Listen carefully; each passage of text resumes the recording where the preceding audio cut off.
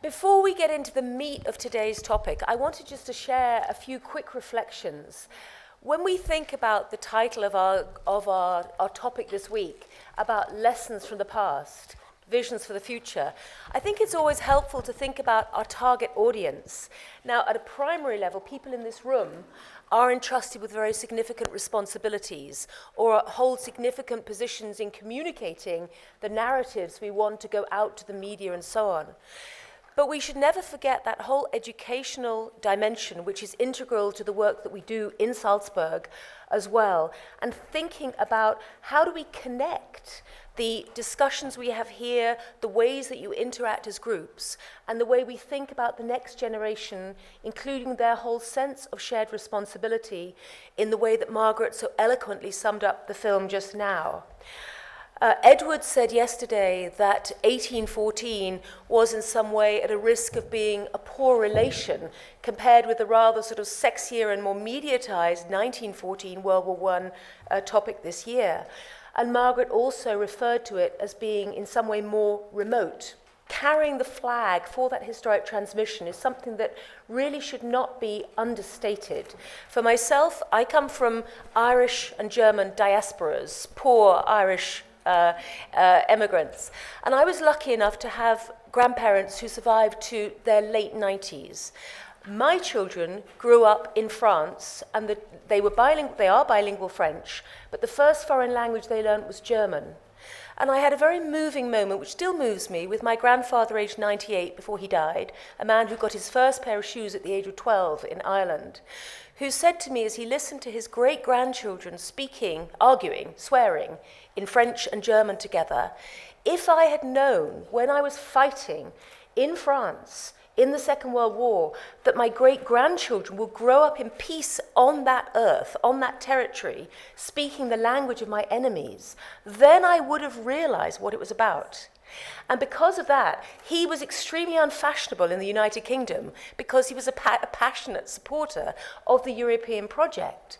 But that understanding, and this is so relevant today, of how we communicate the importance of that understanding is something that I think remains very relevant, and it has guided our teams in designing this whole program this week. And this is why it's so important to have two distinguished historians here to share their views.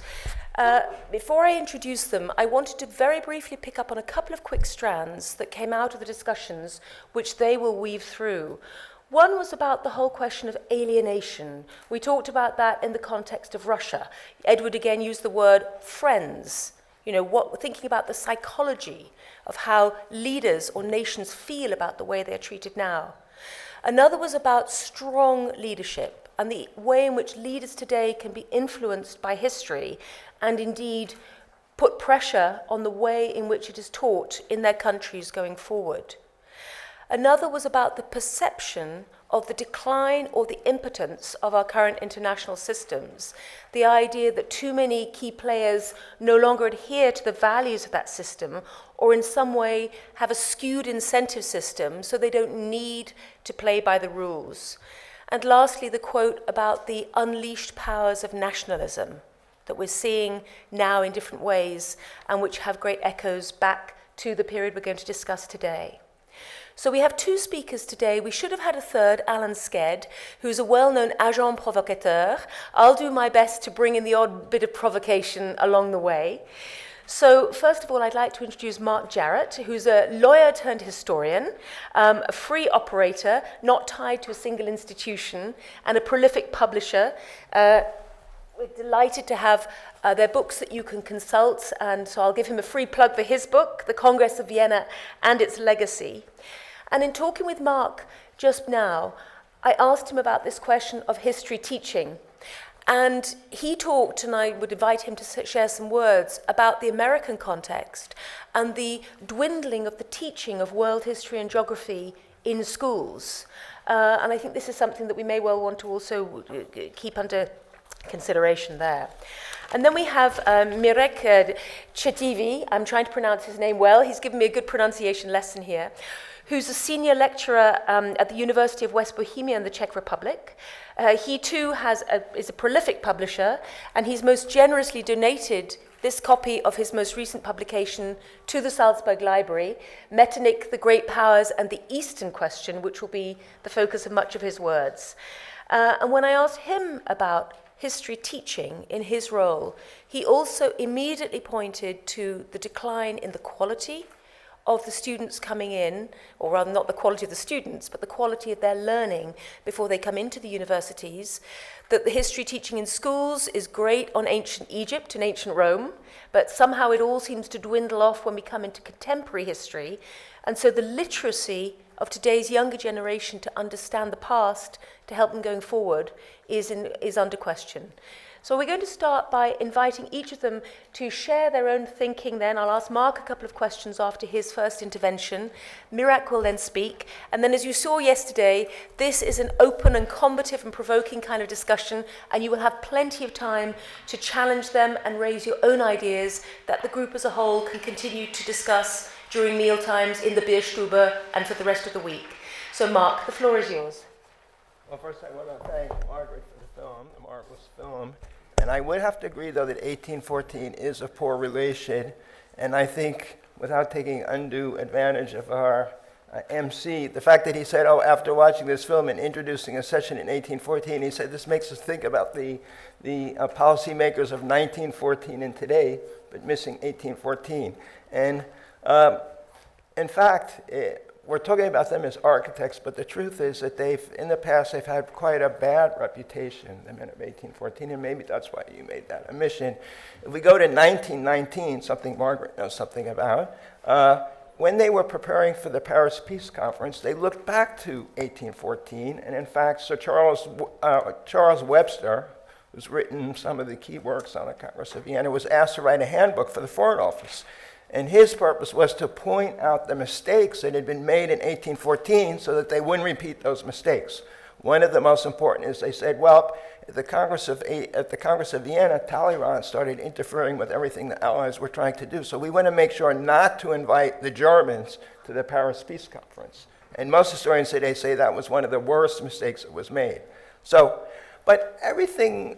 It's amazing being here in Europe, and especially here in Austria, how influential the men of 1814 really were. And sometimes it may not be apparent at first. But just looking at today's session and our sponsors, let's take Salzburg. Okay, some of us did the tour in Salzburg last night, but in 1803, Salzburg was taken away from the archbishop because of the French Revolution, was secularized, was given to the king, the so-called King of Tuscany, then later was taken by Austria. When Austria was defeated in 1809 at the Battle of Wagram, Salzburg was taken away again and given to Bavaria, and then only at the Congress of Vienna was Salzburg finally find its home in Austria, where we have it today. Or we could take Norway, our sponsor. Now, of course, there's a lot of emphasis on the Polish-Saxon question at the Congress of Vienna, and I'm sure that will come up, and about the arrangements between the powers. We don't think too much about Norway, but Norway was very deeply affected by events going on at the Congress of Vienna. For many centuries, Norway had been joined at the hip, so to speak, with Denmark. The king of Denmark was the ruler of Norway. In 1808, the Tsar of Russia, after signing the Peace of Tilsit with Napoleon, decided to attack Finland so that he would have which had belonged to Sweden, so that he would be able to protect St. Petersburg. Then in a sort of deal that was done in order to distract the Swedes from trying to regain Finland, they said, okay, you can have Norway. And the Danes were finally forced to agree to this. So in 1814, the Danes finally agreed, but the Norwegians themselves were not in agreement. And in fact, there was a rebellion going on in Norway. Just as in May 1814, the Norwegians got together at, I guess, Eidsvoll, is that how to pronounce it? And they formed the Constitution of Eidsvoll, and they said, we don't want to be part of Sweden, we want to be part of, and they elected the Crown Prince of Denmark to be their ruler. The powers did not agree with this either, and eventually the Danes decided that they would the Danes decided that they would accept the Norway going over to Sweden, and they signed something called the Treaty of Kiel, and finally in November of 1814, just when the Congress of Vienna was going on, the Norwegians finally accepted this too, and the Swedes decided, though, that they would keep the separate status and respect the Constitution of Eidsvoll and so on. I give this just as an example, a small example of the impact of the Congress of Vienna, the continuing legacy of the Congress of Vienna that we may not even be aware of. And of course, the Canadian minister was here yesterday. Canada's far from Vienna, and yet it was also closely tied with Vienna, because the War of 1812 only took place because of the war going on in Europe at the time. The War of 1812 ended in December 1814 with the negotiations at Ghent. The news of the negotiations at Ghent were brought immediately over to Vienna, where they were negotiating, and some people say that the reason why Castlereagh felt he could sign the treaty of the 3rd of January 1815 was because of the news of this Treaty of Ghent. So Canada is involved too. Well, that was just sort of an introduction which already used up all 5 minutes. So I just want to say, though, that the Congress of Vienna continues to have a legacy, and there are 2 points that I would want to bring out about it at this time, at least for the introduction. First of all, a territorial settlement. That's because we've just watched this marvelous film. And the marvelous film does, of course, history is very involved and very complicated, but it's trying to make a general point, which is that the men of 1814 are the architects. They were sagacious. They set up a system that lasted, that established world peace for a century, as opposed to the sleepwalkers of 1914. So let's, there are flaws in the men of 1814. There are flaws in the Congress of Vienna, but we'll get to those later. Let's look at the good things. So I was thinking, I was considering the film, and I was trying to think, how did they do it? Because we've got statesmen and stateswomen here. What made these people succeed when it's so hard, as we know, to achieve peace today? So I made a list, and I should be able to remember it, but okay. First of all, what are some of the conditions that existed at that time that may be different than today, or even different from 1919 or 1914? First of all, the Allies had cooperated really for 20 years, back and forth, to overthrow Napoleon. In the last phases, 1812, 1813, 1814, things had gone back and forth, and the Allies had learned that they could only overthrow Napoleon if they cooperated. So they finally signed something called the Treaty of Chaumont, which meant that they wouldn't sign a separate peace with Napoleon and that they would cooperate. It was a hard lesson to learn. It took them 20 years to actually, for example, I mentioned the Battle of Wagram or the Battle of Jena. These were circumstances in which one power tried to challenge Napoleon on their own. They finally learned that they had to cooperate. So they had been cooperating for a year before the Congress of Vienna even at least 6 months before the Congress of Vienna even took place. The second thing is the Allied leaders were on a first-name basis with one another. Metternich, Alexander, Castlereagh, Hardenberg, they were living together. Maybe it's something like a glorified Salzburg seminar. For 6 months, they were in the Allied camp, going back and forth, so they were truly on a first-name basis in a way that world leaders have really never been, I think. Thirdly, they were cut off from their publics. In fact, later at the Congress of Aix-la-Chapelle, Castlereagh makes a statement to the Tsar in a conversation that, look, the situation is different than in 1814. In 1814, I didn't have to worry about the cabinet or parliament or anything. We were cut off from them. So this was an important circumstance. And even at the Congress of Vienna, they were basically independent, transportation and communication being the way it is.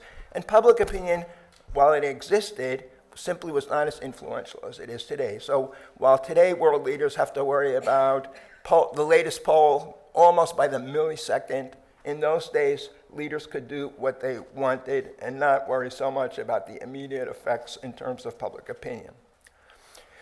Fourthly, Allied leaders had an unprecedented opportunity to refashion the map of Europe. I mentioned Scandinavia. Probably we'll talk about Central Europe. The Congress of Vienna was to really reorganize Europe. The peace with Paris had been signed, and that's very different than the Paris Peace Conference. The Paris Peace Conference was to make the peace with Germany. The Congress of Vienna was not to make the peace with France, enemy. The peace with France was made in May 1814. In May 1814, they made the peace, they decided the frontiers of France, and the last article of that treaty, I think Article 32, invited all the other states of Europe to come to Vienna to decide what they would do with the rest of Europe. which was huge unsettled territories because of what Napoleon had done, what the French Revolution had done. Everything was up for grabs in a way that really hasn't existed ever again. The Allied leaders had been fighting Napoleon and the French Revolution, then Napoleon for more than 15 years, and so they wanted to create a system in which no single power had hegemonic control. That was very important. They wanted a system that would last because they had been facing instability really their whole lives. These are men in their 40s, and really their whole lives had been spent fighting the French Revolution and Napoleon. In particular, Britain and the Tsar, Alexander, showed great restraint, both in setting the borders of France in May 1814 and again in the summer of 1815, but also in terms of building up Prussia and in other ways which maybe will come about. And then the Allies also showed great flexibility. So those are some points about territorial settlement, and I just want to say something about lessons to be learned today, since we have some statesmen and stateswomen in the audience. So here's some, I was thinking last night after listening to everyone, what can you really get from this today? Is history just something of interest because it's how we arrived at where we are, or are there practical lessons that we can draw in addition? And I thought there were actually some practical lessons that maybe we would draw in praising the men of the Congress of Vienna. First of all, it seems like, at least for statescrafts, shared experiences are a good thing. Understanding one another's perspectives is a good thing, although you can go too far, as appeasement showed. Willingness to accept engagement despite public criticism can be a good thing, although I think Kissinger maybe went too far with having learned about the Congress of Vienna in the Vietnam case. So, it doesn't mean you should totally disregard public opinion. Need for the ability to horse trade, to bargain in secret, something Wilson said he wouldn't do and then did. That's very much a good thing, something Castlereagh especially excelled at.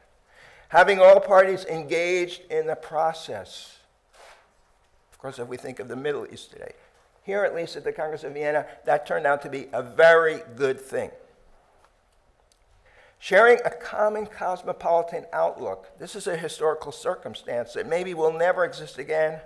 Maybe it could, because maybe we're going to a next level, I guess, beyond nationalism as we face crises, like Margaret McMillan said, such as the environment that affect everyone. It doesn't matter where you are. When you have pollution in Shanghai and Beijing, it's going to come over even to Salzburg. That's hard to believe right now, but okay. Satisfying minimal necessary requirements. That's something my mentor at Stanford would have emphasized, the late Alexander George, something Henry Kissinger talks about. Well, we can get back to that, but the idea of trying to figure out, determine, and satisfy the minimum necessary requirements of all the parties involved. Maybe that's the key thing and the hardest thing to do.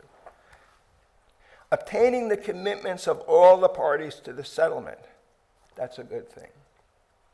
So those are some lessons to be learned, and I don't want to take up too much time in this initial thing, and I already have, but I did want to mention one other point, the Congress system. Margaret mentioned it yesterday, and of course I talk about it in my book. Most of it is really on the Congress system and not on the Congress of Vienna. But the Congress system has to be separated from the Congress of Vienna. The Congress of Vienna was a territorial settlement. When Napoleon came back, they realized that in a way it hadn't worked. It wasn't strong enough. So then they put some additional restrictions on France, and they set up a sort of governing body. And this was truly, and there's a book also by someone at Columbia, Mark Matsauer, and he recognizes this too, governing the world. This was the first multilateral world government. This was a true, in my view, and Alan Sked would not agree if he were here, but in my view, and I think I substantiate it pretty well, this was a real attempt at world government.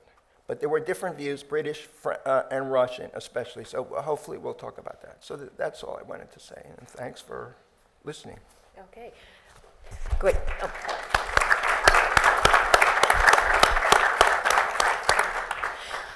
I just want to tease out one third dimension, one third general point that comes up in your writing, which is this whole idea of a general guarantee. Now, we hear a lot nowadays about the famous R2P, the responsibility to protect. It's one of the most thorny issues. So just very briefly, it would be interesting to get your insight as a historian into what that was, in case that then comes up later in our discussions. Well, I would like to mention that. And again, as you say, I talk about it a bit in my book, but there are certain threads that go back to the Enlightenment and even before the Enlightenment. There are certain thinkers who were struggling with the idea of setting up a world government long before, going back all the way to Henry IV of France and his minister Sully, and then the Abbé Saint-Pierre at the time of the Peace of Utrecht. Rousseau published the writings of Abbé Saint-Pierre, then Immanuel Kant, which is maybe more known to everyone, who wrote about perpetual peace, the idea of perpetual peace. And these ideas, this was the idea that we can't have all this war all the time. We need to set up a confederation of states, and instead of actually fighting, they will arbitrate disputes. And there'll be a council, and they'll submit these things, and if a state is a rogue state and refuses, then the council will use its military power against it. And that was the Abbé Saint-Pierre's plan back in 1713, so a long time before the League of Nations.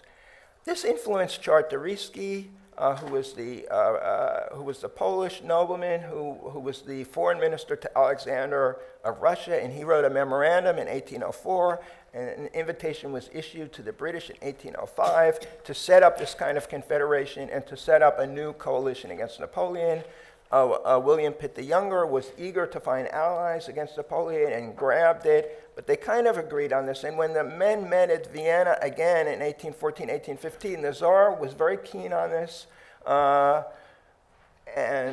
Castlereagh also in the end proposed it, looking back at the exchange that had taken place in 1805. Here's the problem. The idea of the guarantee is the idea of, and I'm going to use a quote here, guarantee of thrones and borders. And it's something to think about. We're going to guarantee all governments, and we're going to guarantee all borders. If you want to change a border or change a ruler, you have to do it peacefully through this European Council or something. In 1818, this again was debated. The Russians again proposed this, and the British attacked it. And Castlereagh was very strong about this because he said this could be very dangerous. What he called an alliance solidaire could be a huge threat. Why? Because you're going to guarantee rulers in place. I mean, we have this issue in many countries we could think of. Do we want to guarantee do we want to have the international community prop up rulers who may be unjust, abusive, and so on? Now, if we're going to say, no, we don't, then we have to decide, well, who's going to determine who's unjust and who's abusive? So the beauty of this guarantee, in the Tsar's mind, was everyone is guaranteed, everyone guarantees everybody else, and we don't question whether this is legitimate or not. We are giving the legitimacy. So this, in the end, they didn't do that. If they had, I don't know how history would have changed. It's very interesting to ponder. But to me, it's still a question today. In a way, we kind of have that. Recently, we've seen a lot of territorial changes in the Sudan, now what's going on in Russia. But for a long period of, and we had the collapse of the Soviet Union before, but the rate of changes of territories is nothing like it had been in the past. So in a way, we're kind of slowing down to a world where we have fixed frontiers. I mean, back in the world of 1814, we had city-states, we had empires, we had everything. Now we have a state system. Well, so that's the story with the general guarantee. Great. Okay, well, thanks so much, Mark. Now I'm going to pass straight over to Mirek, who has concentrated much of his research around the whole relationship with the Ottoman Empire, the Eastern question, and also written about Metternich's own approach to Islam, amongst other things. So again, great topicality in his own historical insights that he'll bring. Mirek, the floor is yours. Claire, Your Royal Highness, Your Excellencies, ladies and gentlemen, I will not talk only about the Ottoman Empire, but I will talk in more negative way about the outcome of the Congress of Vienna that has been predominantly assessed in a very positive way, as you could experience here yesterday and today from the movie, from Professor Macmillan or Mark. This positive assessment was naturally also connected with the experience of the outcome of the Parisian Peace Conference after the First World War, and I agree that there is a considerable number of well-founded arguments supporting the positive evaluation of the Congress of Vienna. Definitely they are correct, And we must praise the order which was created in the capital of the Austrian Empire. But there is one problem. And in my opinion, this problem lies in the underestimation of the deficiencies of the order which was created and often neglected by historians and political scientists. When we are talking about the benefits of the European state system after 1815, we very often submit the arguments like willingness for self-restraint and commonwealth, cooperation of the leaders, European leaders of that period, peaceful negotiations at conferences and congresses after 1815, but it is necessary to emphasize the fact that every political order is based upon legal rules of international law and the willingness of the countries to obey them. And it is true that the Congress of Vienna went much further in this laudable effort than any meeting of rulers and diplomats in previous centuries. The new geopolitical order was to ensure the balance of power, better balance of power, and the legal rules of the public law of Europe were to reinforce it. However, numerous stipulations were rather vague and left the great powers keep considerable freedom of action that they could misuse for their own selfish interests, which they did, and they did it very soon after 1815, so I mean after the end of the Napoleonic Wars.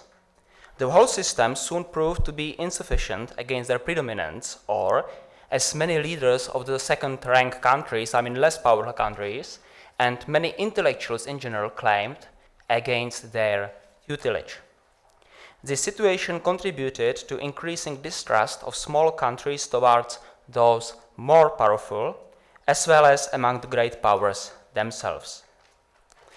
Another negative outcome of the Congress of Vienna was the omission of the Ottoman Empire. Now I'm coming to my favorite topic, it's true.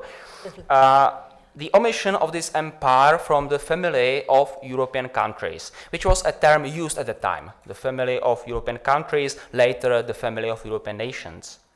The fact that this empire remained unprotected by the public law of Europe, while at the same time its vast territories of high economic and geopolitical importance were often situated in Europe's backyard, made it a perfect playground for the great powers' ambitious games. This was a dangerous situation when their competition for power in the Near East could have considerably negative consequences on the continent itself. In other words, it could destroy the peace restored in Europe after the Napoleonic Wars, which finally happened. In the mid-1850s, in the Crimean War, for the first time after 1815, the great powers clashed among themselves. France and Great Britain were fighting against Russia. This institutional weakness of the order created around 1815 showed itself full when new generations of rulers, politicians and diplomats seized power.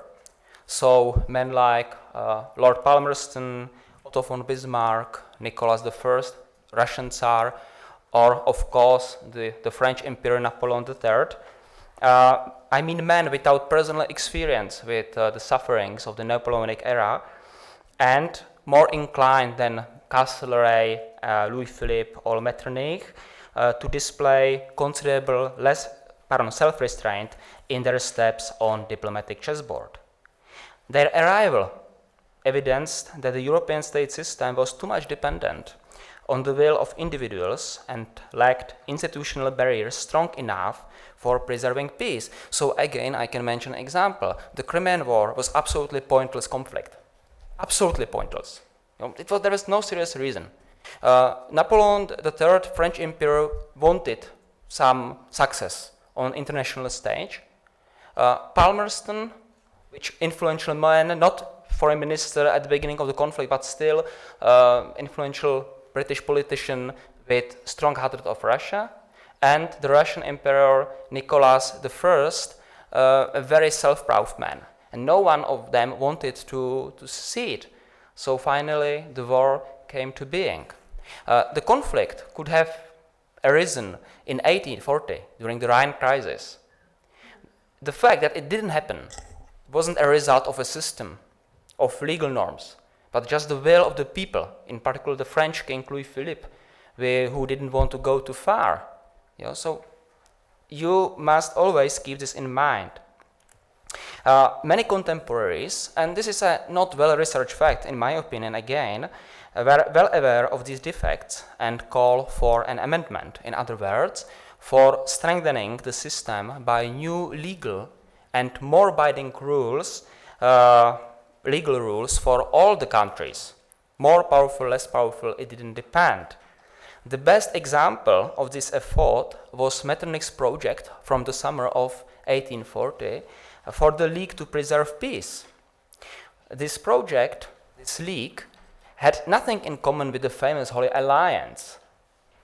But if we compare, the conditions of the project, how to maintain peace more successfully, so we will find many similarities, for example, with the fundamental regulations of NATO. I mean, the document from 1949. It's a very realistic project of cooperation against external threat, not against revolutions. However, all these projects came to grief owing to the great powers' unwillingness to subordinate their own interests to Commonwealth. And Professor Macmillan told us yesterday that in Vienna, a system was created which served very well Europe for long. In my opinion, I would omit word very. It served well. But again, it's a question of perspective, because if you compare it with what happened in the 20th century after 1918, 1920, of course, it was almost a paradise. But if you omit the deficiencies, you cause another mistake. So it's going from extreme to extreme. One of the questions put for this panel was, or is, it is time for a new Congress of Vienna regarding the challenges which Europe has to face now in the world.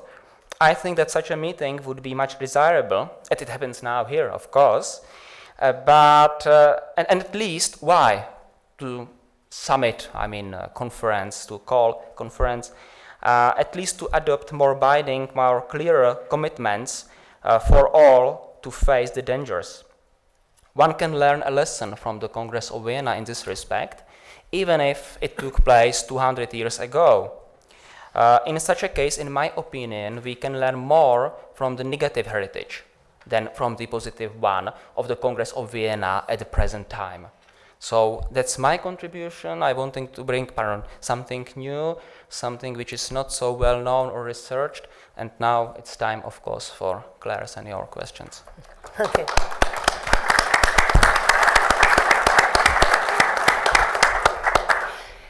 I think the topicality of this word, institutional weakness, is extremely interesting. I returned from Jakarta with a meeting with the ASEAN Secretary General last week, where we see a different regional bloc looking at the whole question of how to develop its own ways of cooperating across national borders in a region of enormous dynamism and change. And I would say the word institution building or institutional weakness came up in probably every paragraph of the discussions I had there. So I think that's a very interesting dimension. I'd just like to ask you quickly of this Ottoman Empire dimension, because we see the resonances going through today. Why do you think it was so excluded from those discussions, given that we did have some of the conditions for people with a common approach to challenges coming together to try and build this new multilateral system? Well, of course, there were many reasons, or more reasons than one. At the Congress of Vienna, for example, the Eastern question wasn't solved. The Eastern question also connected with the great powers policy towards the Ottoman Empire, because the Russian Tsar didn't want. Because if you guarantee the independence and territorial integrity of the Ottoman Empire, it means it's much more difficult to pursue an aggressive policy on the expense of this empire. And also the Ottoman Sultan at the time underestimated the significance of this guarantee. We of course can discuss whether this guarantee would have been useful or not. Later, the same Sultan wanted. He asked 15 years later, asked European countries, please, we would like to be the member of the family of European countries, but it was refused. There were various reasons. Again, the Tsars, Russian Tsars were against this step, this commitment of European countries. Very often, the Eastern question was generally regarded as a very serious topic of European policy. In fact, the most serious one in the long 19th century. But there was no consensus. And when a crisis arose, everybody was talking about we need to solve it and so for future. When the crisis was over, the people said we don't need to solve it now anymore. Oof, we are happy it's over and now we will pay attention to something else. Which is something happens today as well. You know, we protract the decision concerning the Africa, Near East. We are happy not to listen about that. But this attitude in the 19th century was fatal for European state system. It returned like a boomerang, which also, in my opinion, threatens today. Okay, very interesting. Before I want to read, as Alan is not here, Alan Sked, I wanted just to read his final paragraph, because one of the questions that you have in your agenda, the final question was, do we need a new Congress of Vienna, whether that is European or broader in focus? So, Alan's comment. Do we need a new Congress of Vienna anywhere at all? In a sense, the United Nations Security Council should function as a permanent Congress. Alas, ideological differences and lack of mutual trust make this impossible. As for the UN organizations and system as a whole, just look at the miserable record on human rights there. Diplomats can reconcile differences only when states share common principles. Sometimes, rarely, even overlapping interests, such as Austria in 1955, can lead to agreement. Yet diplomats are not miracle workers. And I am quoting here, most of their careers end, like that of most politicians, in mediocrity or failure. The world is a difficult place. So we are lacking Alan to do the provocation in person, but now I would like to open the floor. I'd like to take 3 comments and expressly invite those coming from outside Europe, different generations, different sectors, to feel free to leap up and take the microphone. So I'm going to take Sundeep first. I'm just trying to see the gentleman here first, and then Jamie third. Okay, so, and please again, if you stand up and introduce yourself, your country and your affiliation, that would be very helpful. Hi, I'm Sandeep Waslekar from Strategic Foresight Group in India. Mark, you said that in your closing comments, that it's important that all parties are engaged. I said, well, we're going to answer all this. We don't answer. Yeah. Okay. We'll take the questions and then we'll... Yeah. Okay. You say it's a good thing that all parties are engaged and they do the trading and horse trading and whatever else, bargaining. Now, the question is that when we look at some of the hotspots in the world today, you look at the Middle East, for instance, there's a complete reluctance for involvement of all parties. Israel will not want to be part of a process if Hamas is leading the Palestine government. Lebanon and Syria, their laws would not allow engagement with Israel, even for their citizens in a place like Salzburg. So this engagement of all parties, same thing in Central Asia. You can't have a Central Asian process with Uzbeks and Tajiks not wanting to be in the same room. So do we need a Congress of Vienna for Europe, or do you need Congresses of Vienna for different parts of the world where all parties are engaged, irrespective of their ideological orientation? Okay, thank you. Second question. Alex. It was for you. Okay. Thank you. I am the failed Ottoman Policy Planning Director General from Turkey. And I, of course, have this divided personality. I'm not sure whether I'm a European or not, because I was born on the Asian side of Istanbul and missed being a European by a strait. But, of course, I very much agree, and I'm thankful for that very unique analysis. It lingered on, that question. We became a party to the 1853-56 Paris Conference after the Crimean Wars. But I think we are very much in tune today with your basic line of thought. We are still trying to respond to what is happening right now. Of course, in the Syrian question, as Edward said yesterday, it's also, very difficult question to cope for everyone. But I just wanted to remind that when in 1998, when Saddam Hussein bombed the Kurds in Halep, we received 500,000 refugees. They left later on. And when at the time we asked our European friends, France accepted a paltry 37. The Netherlands said they can take in 17, and the Germans said 40, etc., while we had 500,000. The basic question is that we are no longer happy to remain as a kind of buffer state within what is going on very much relevant and interests the whole world, the Argentinians included. So I think it's time for an intelligent discussion with pros and cons in the tradition of great European debates. What's going on in Turkey? What can we do with it? Or is it still an Eastern question in the modern form that it should continue? When there is a crisis, it should be solved, and when there is no crisis, mainly because we are taking in the brunt of things happening, then it can continue like that. But I don't think personally that it will continue for long. We have to find a solution to the perennial Turkish-European question. Thank you. Thank you. And Jamie. Thank you very much. First of all, forgiven, guilty. I neglected to say I was just teasing. I have to- 1814. What I'm most struck by, though, in the conversation today, I had the opportunity in my reading over the summer to read John Quincy Adams, the new biography, and when American leaders of the time looked over at the Congress of Vienna, they were seeing royal kings and queens and conservative values established at the Congress of Vienna. And they were seeing wars that were created by emperors and kings without regard to the views of subjects and citizens. And I'm struck by the fact that in your discussion, one of the main reasons that the Congress of Vienna succeeded is because they had an interest, some of them, in keeping a conservative system.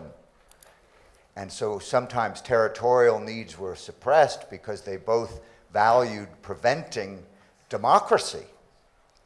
So the system was anti-democratic, and I'm surprised that in all this discussion that if there's an absence of a word, that hasn't come up. And so how would you regard the lesson of the Congress of Vienna when we're at a time where democratic change is sweeping the world and individual diplomats and leaders' ability to operate in secret or meet and have decisions made by individuals is perhaps the enemy as much as it is the objective. Great. Thank you. Okay, Mark, do you want to start off now? I would like to start off. Of course, even in planning this, I had 6 pages of notes that we tried to cut down. I just want to read the last page of my introduction, if I may. The chief question posed by the Congress of Vienna and the Congress system nevertheless remains much the same today as in the 19th century. The Congress statesmen proved to be astonishingly adept at developing mechanisms for a new international order. But was their aim purely negative one of shoring up the power and privileges of European elites? And if so, did this limitation doom their effort to failure? That's the theme of my book. But of course, we're only talking what's supposed to be 5 minutes and turned out to be 15. And I'm trying to emphasize the institutional side because I'm told we have many, and I've seen that we have many diplomats in the audience. So I haven't been emphasizing the historical side as much. But of course, what we want to get to is whether the history, the purpose, did in fact destroy the institutions, and did they set up institutions? We've made copies, the publisher has graciously made copies of the conclusion available, and I deal with just this issue, and also political scientists like Cohen and so on. And the question is this, they cooperated. They set up the system of cooperation. It was a world government. They were going to have these periodic meetings. And in the first one of these, in 1818, it functioned pretty well. Bavaria came, different countries came, and then they had problems, this Treaty of Kiel and so on, and then the powers said, okay, this is what you're going to do. They had overwhelming force at their disposal, and this is how it was done. But they soon had a dispute about suppressing revolutions. In 1819, in Germany, you had different events, and in England also you had unrest, the Manchester Massacre, Peterloo. So the problem was the system going to be used to suppress all revolution? The Russian view is yes, it was going to be used to suppress all revolution. The English view was no, it's really for security purposes. And then the Russian view, the Tsar himself changed, and maybe Merrick will talk about this too. The Tsar himself changed in this period. At the beginning, and it's kind of a paradox, he was the most liberal, even though it was kind of an enlightened despot. And even the so-called Holy Alliance had very liberal aspirations. He wanted the French to set up a sort of national assembly. He gave the Finns a constitution. He gave the Poles a constitution. He actually commissioned someone to write a constitution for Russia in 1819 that would have set up an assembly and so on. But then he was persuaded by an Austrian, here we are, Metternich, and by events, a revolt that took place in a regiment in his army, to become increasingly counter-revolutionary and to sort of abandon the liberal side of all of this. It's an immensely complicated story, of course, and we're just trying to suppress it. Now, I want to get to the speaker there. I want to bring Marek in on that point, Yes, and then we'll okay. come back to the other two questions, okay? 'Cause Sorry. I'm sorry. So if you answer do you want to make any comments there on that Just- point about the shoring up of conservative? The third question first. Okay. I would propose not to use word democracy for that. I told today, Claire, not to use democracy because in 1815 we must talk about liberalism. But democracy, how many democrats you had in Europe. The system was conservative, definitely, but it enabled liberalism, for example, in southwestern Germany, so constitutional countries. Of course, the problem was with conservative attitudes of Prussia and Austria. So I wouldn't be so much rude in this respect. So that's just small remark. And I think that probably the Congress of Vienna was successful, but it depends again on perspective. For Democrats it wasn't, because there was no public opinion, general public, no influence, because then it would have been much more difficult to reach a conclusion as we know from nowadays. So just another small remark.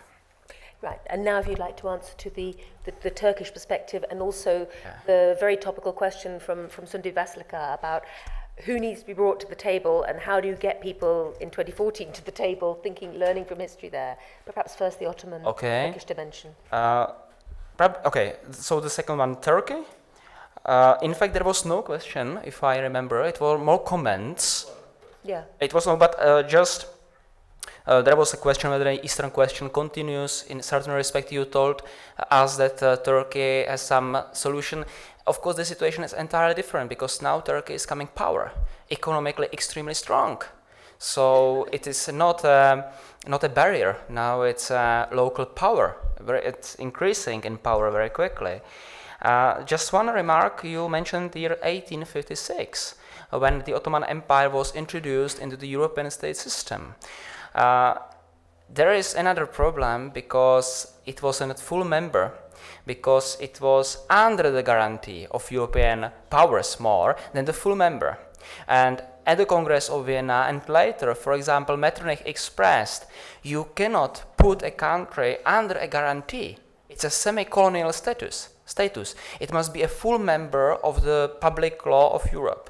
And after 1856, the relations between European countries and the Ottoman Empire even deteriorated for some reasons, and the position of the Ottoman Empire was even worse than before, because now it was under the tutelage of European states. There was a question, first one, whether we should summon a conference or congress in Europe or for the whole of the world. I think that first we should call a congress for Europe if we decide to do so for the EU, because just to make any agreement in the EU is almost impossible. So it's impossible to summon a worldwide Congress. I think it was the question, wasn't it? Well, I want to go to that first. yeah, I'll let Mark. Oh, okay. Mark speak. I want to go to the first question. Where you, it's kind of, this is like inventory, first in, first out or something. Okay, so first in, last out. Okay, so in a way I simplified there too. I was looking for practical rules for statecraft today. And I was saying, well, they invited France in as opposed to the Paris Peace Conference, and so things were good. But did they exclude people? Well, surely they did, because obviously they invited all the states and many non-state actors like Imperial Knights and so on, publishers, representatives of the Jews of different cities in Germany, anti-slave groups, all these people piled into Vienna at that time, and they did not really participate. So they excluded many people. But I'll give you an even better example. The ruler of Naples at that time was Joachim Murat, the husband of Caroline Bonaparte, and of course Canova has a beautiful statue of her and blah, blah, blah. But he sent representatives to Vienna, but they kept standing outside. They were not allowed in. The King of Saxony, he wanted his representative. He was actually imprisoned by the president. He wanted his representatives there. They were kept out. So I was simplifying.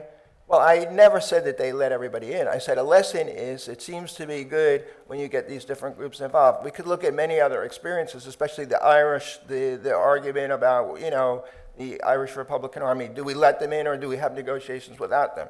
I'm not going to claim to be an expert on the Israeli issue. So, but I would say that this would be something very much a point to discuss as historians when we have controversies and there's excluded groups. Does it help to bring them in or not help to bring them in? Maybe it depends how opposed our views are to a consensus. I don't know. I'm sure Professor McMillan has some idea. I'm sure everyone in this room has ideas, probably better than mine. I was only looking at a very specific thing. Are there any lesson or any reasons why that piece was more successful than, say, 1914? So I was saying, well, maybe because they let all the parties in. So that might be a good idea. But there are going to be circumstances where we can have all the parties in. And then as far as John Quincy Adams, although he left, John Quincy Adams is very interesting. He hung out with the Tsar because he was sent to Russia for like 5 years. He was the one who translated Gens. Gens wrote a thing comparing the French Revolution with the American Revolution in German. John Quincy Adams translated, of course, his father. John Adams wanted him to be a great linguist, which he was. People say he was the best foreign secretary of state that the United States ever had. I'm sure there's different views about that, but he's a very interesting observer of the whole Congress system. Okay, great. I'm going to take 3 more interventions now. So we'll start with Yevgeny Falk and the lady there. Wait. Yevgeny Falk. I'm deputy director of the Yeltsin Foundation, Russia. I believe that one historic date is implicitly missing from the title of our conference. It's 1714. Have mercy. Implicitly, it had this year had an obvious impact on the following dates because I believe 2 important events took place that year. First, it's the Peace of Rastatt, which actually finished the war of Spanish succession. This peace, in connection with also Utrecht's peace, has dramatically changed the balance of power in Europe, and it contributed to the rise of Habsburg Empire, and actually the future events, including the Napoleonic Wars, certainly had also its roots in this year 1714. The second event was the Russian naval victory near Gangut in Finland over the Swedish Navy, which also meant the rise of Russia and a breakthrough of Russia into Europe and Russia started emerging as a European power, also becoming a major actor on the continent. What's important from my point of view as a Russian is the evolution of Russian role through all these 4 years. 1714, Russia a newcomer in the European international equation. 1814, one of the leaders of the United Europe, which Kissinger said that never maybe Europe was so united as in 1814. In 1914, Russia, a part of an influential coalition, but only one of the two major coalitions in Europe which were fighting against each other.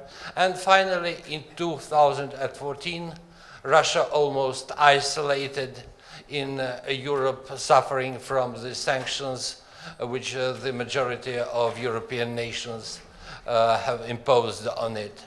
So this kind of evolution gives, I believe, a very sad perspective for us for another date, 2114. Thank you. Okay, thank you, Evgeny. Okay, the gentleman here. And the, yeah. My name is Amr Musa. I am from Egypt.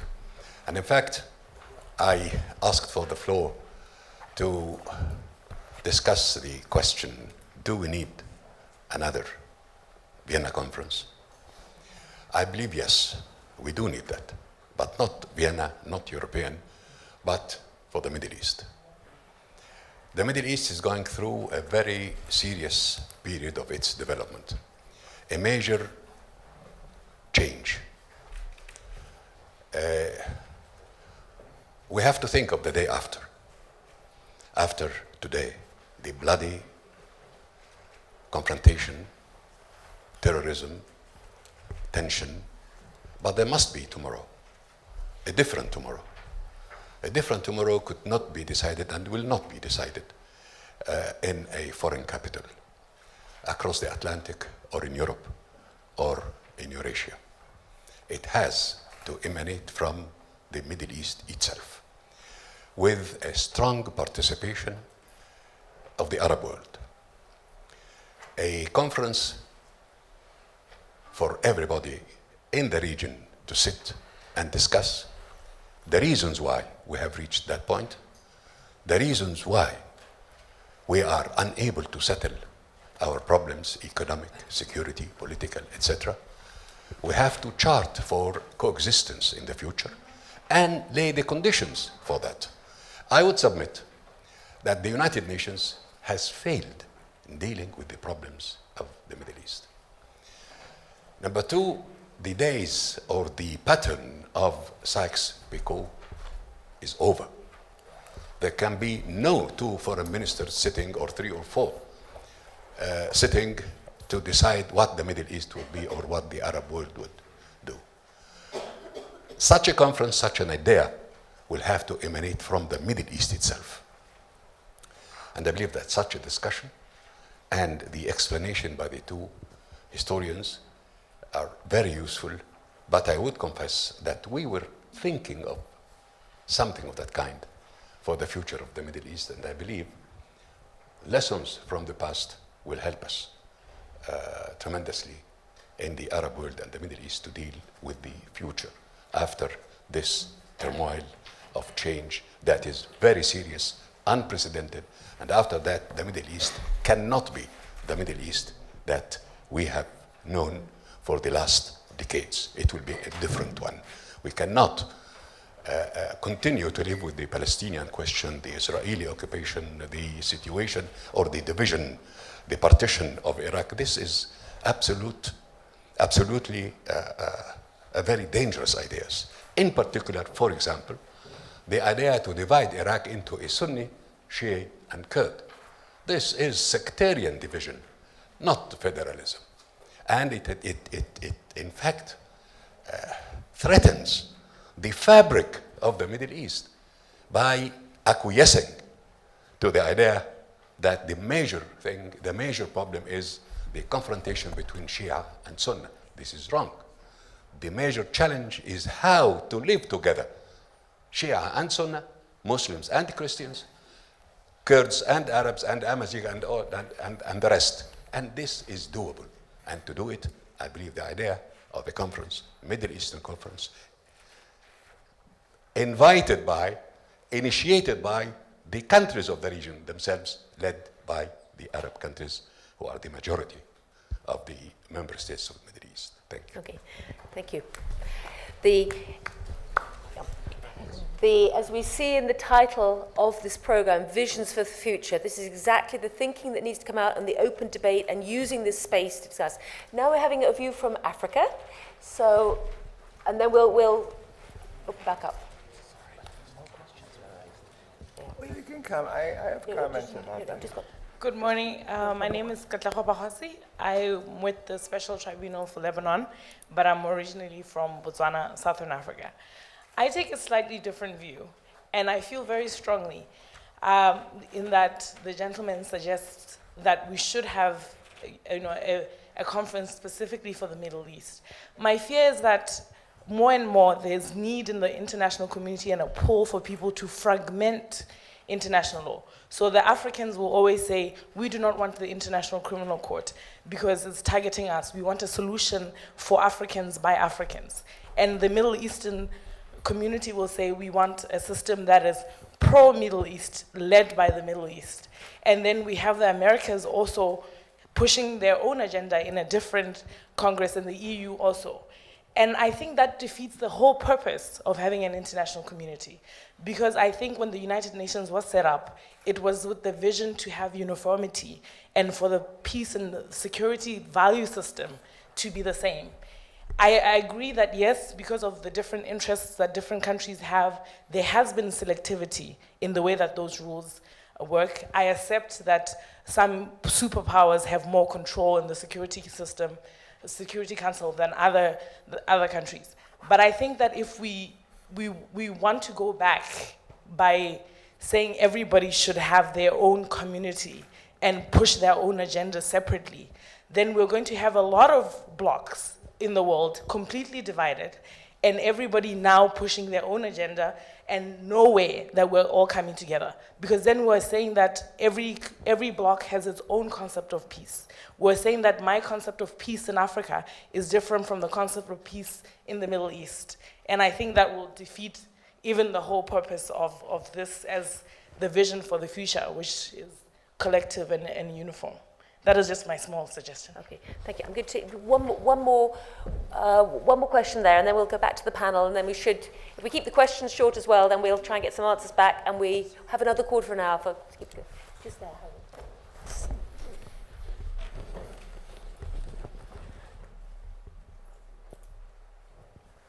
Thank you. First of all, I'd like to support the previous statement. I fully support. Thank you very much for that. Could you introduce yourself? Andrea Larian of Cato Institute, also non-Europe. I'd like to respond to your question now, the question that has been raised several times, whether we need another new Congress in Vienna. And I think it's not so important whether we need or do not need a new Congress. I would like to explain why we shall not have a new Congress in Vienna. From probably a little bit gloomy perspective. Each of those international congresses in Vienna, Paris, Yalta, Potsdam, Berlin, or whatever, have been organized first after big war or series of wars. Second, those congresses have been organized mostly by victors in those wars. Third, they have been organized on the territory of one of the victors in those wars. So at this moment, we don't have a final stage of the war, which the result of which should be organized or legitimized at any Congress. Some people claim that we are now experiencing the beginning of the Fourth World War. It's a big discussion. We can talk about this in details later.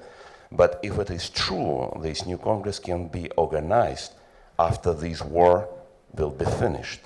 Second, that Congress will be organized by those who will win in that Fourth World War. And third, it will be organized on the territory of one of the victors. From this point of view, that Congress can be organized, from my perspective, neither in Berlin or Paris or Vienna or Yalta, or just not on European territory. It will be organized either from, at least from today's perspective, either in New York or in Beijing. Right? And last point, in 1814, there was no established permanent mechanism for discussing and solving international problems. That is why there was a Congress in Vienna.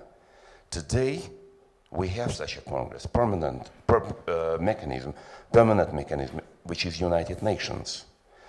The very fact that we're discussing whether we need to have another Congress is another demonstration that the United Nations, in this current form, does not solve the problems that we're facing right now. And it is necessary to look into the mechanism of the current United Nations, why the United Nations was able somehow solve some problems for maybe 5 or 6 decades or 7 decades and cannot solve problems nowadays. I have my personal feeling that the problem that one of the prominent members of Security Council does not behave accordingly to the Charter of the United Nations. But this problem can be solved only because the United Nations does not have internal mechanism to solve this problem. And only huge conflict can change the situation. Okay, thank you. Right, that's... Marek, do you want to answer to a specific question? I can... No, probably not. I leave it. You were dying to say something. Yes, I'm going to try to bring it back to the history because that's the purpose of the panel, but you're raising brilliant questions, of course, and I'm very interested in all those questions. That's one of the reasons I like to study history. It's nice to know about Salzburg, it's nice to know about Norway, but really I'm interested in how that affects myself, my children, my grandchildren. What does that tell us about where we are and where we're going? So first of all, I want to say that one thing that I really haven't brought out enough, I guess, here is the fact that the Congress statesmen were reacting to the French Revolution. There's a new book by Jonathan Israel called Revolutionary Ideas. I recommend it, although it's 800 pages of dense writing. But he goes back, he's an historian of the Enlightenment. He's at Princeton, he has no students, he can just write all these books at the Institute of Advanced Research. And what he says is the greatest revolution still, it's not the American Revolution, but the French Revolution, because it really set in stone the idea of popular sovereignty. And we're still dealing with this issue in different parts of the world. And the Congress people were the first to really, after all the turmoil caused by this kind of unleashing of the genie from the bottle, they had to come to deal with it. And I would urge you to pick up the copy of my conclusion if they print more of it, because I try to deal a little with this. And that is that you have a conflicting point of view, which is the rule of law. Now, why is it conflicting? It's conflicting because of this. The people who set up those laws were the elites.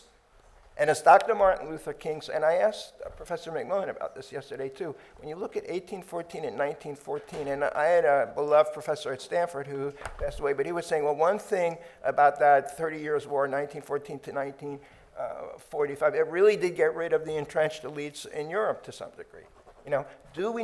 Is violence needed? And I always think about Dr. Martin Luther King, letter from a Birmingham jail. He says, people don't give up power willingly. Of course, he was not a violent person. He didn't. So how do you juxtapose these things? You have a rule of law which favors the elite, favors the people in power. You have popular sovereignty where you have groups that want to get that power. Certain people, like Bramer, he has this thing called the J curve. He says that an authoritarian state is going to be very stable, and then when it moves to democracy, it's going to have a period of great instability. We saw that in Eastern Europe. We see that in the Middle East now. Is he right or wrong? I would like to think he's wrong. But So this is what this makes me think of. These people were grappling with similar issues. I mean, different circumstances, different time periods, different languages, different cultures, but they were still grappling with the issue of unleashing this genie from the bottle. We're going to have popular sovereignty, but we also want to have a rule of law. We want this to be measured. Professor McMillan mentioned the Reform Bill. Maybe that's the way to go. There's a very nice book in German, a guy, Günther Hedemann, called Constitution gegen Revolution. Okay, a constitutional settlement against a revolution. And there was some inkling of that at this time. Friedrich Meinecke, the great German historian, said there was several turning points in German history, 3 in particular, the first of which was 1819. As I said, in Prussia, in Spain, in Italy, in France, in Russia, all of them were grappling with the idea, should we have some kind of modest constitutionalism? It wouldn't be a democracy like we know today. Mark Rayoff of Columbia used to say, well, when you talk about constitutionalism in the mind of the Tsar, Alexander I, it's not like you would think. It doesn't mean like the United States, we the people. No. But it is the idea of a rule of law and some representation. The Prussian king had promised his people a parliament. And he didn't abandon that for a long time, until I think May 1819, surprisingly. But at the same time, that parliament was going to be of hand-picked people that he picked, and it was going to be advisory only. But it would still be some kind of voice.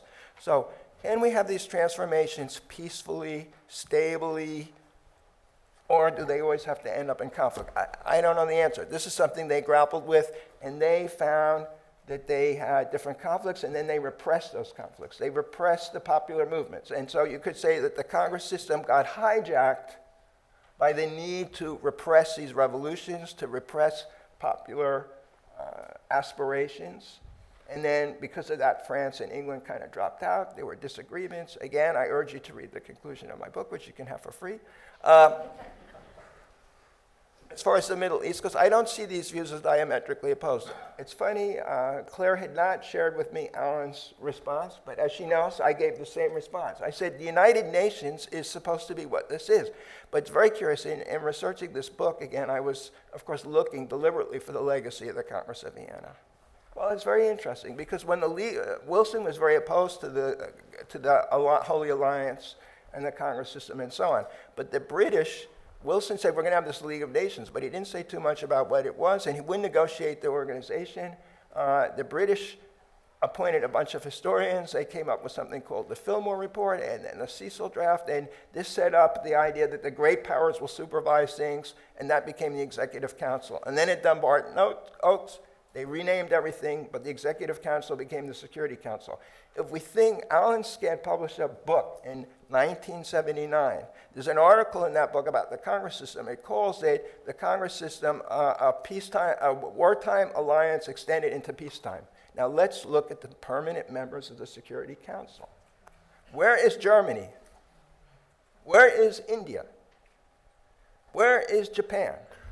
Where is Brazil? They're not there, because this is the wartime alliance extending into peacetime. Now, the world has enough problems, so I don't want to start to fuel a new movement to reform the Security Council. But the truth is that the Security Council is the Congress system. It is the wartime alliance extended into peacetime. Now, is that the reason why we have these problems? Would it help to add powers when you have veto powers? So if you had new permanent members, then you would never get anything done. So it would be worse than the United States Congress. Okay, so